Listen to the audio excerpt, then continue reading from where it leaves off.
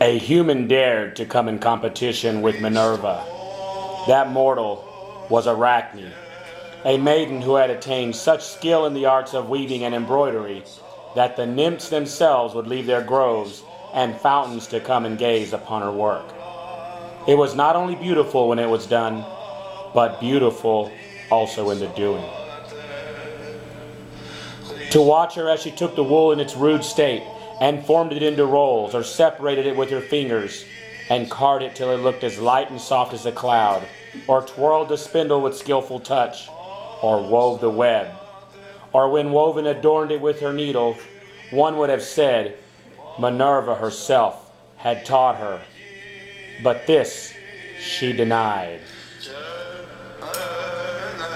Let Minerva try her skill with mine.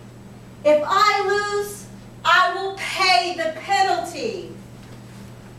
Minerva heard this and was displeased. Assuming the form of an old woman, she went and gave Arachne some friendly advice.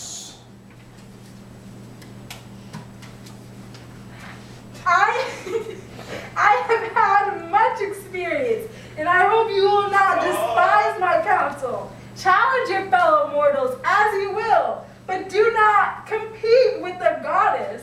On the contrary, I advise you to ask her for forgiveness for what you have said, and as she is merciful, perhaps she shall pardon you.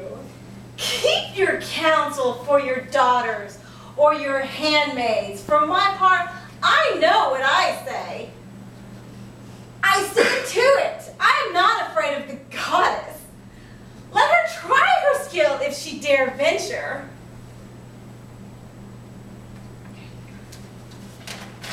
She is here!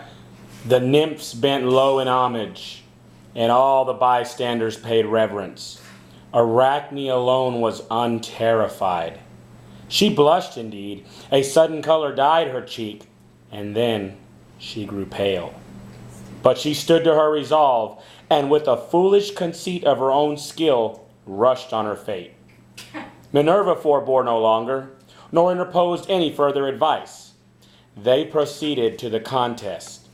Each takes her station and attaches the web to the beam. Minerva wrought on her web the scene of her contest with Neptune. Minerva depicted herself with helmed head, her aegis covering her breast. Such was the central circle, and in the four corners were represented incidents illustrating the displeasure of the gods at such a presumptuous mortal who had dared to contend with them. These were meant as warnings to her rival to give up the contest before it was too late. Arachne filled her web with subjects designedly chosen to exhibit the failings and errors of the gods. Arachne filled her canvas with these and like subjects, wonderfully well done, but strongly making her presumption and impiety. Minerva could not forbear to admire, yet felt indignant at the insult. She struck the web with her shuttle and rent it in pieces. She then touched the forehead of Arachne and made her feel guilt and shame. She could not endure it and went and hung herself. Minerva pitied her as she saw her hanging by a rope.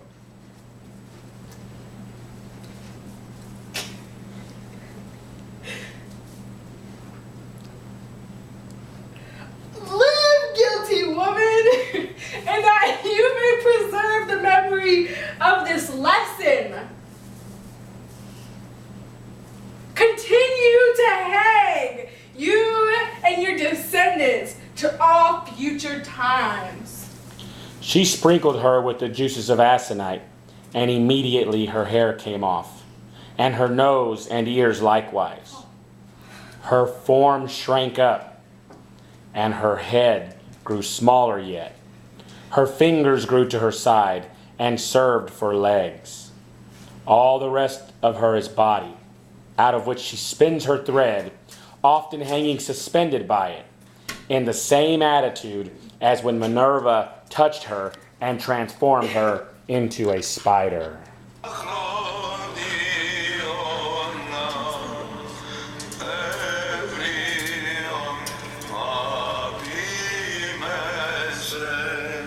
Don't mess with the goddess.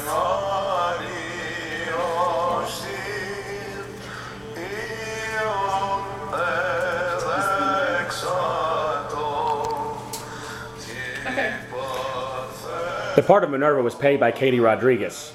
The part of Arachne was paid by Lori Rodriguez. And the part of the narrator who you love the most, Daddy Rodriguez.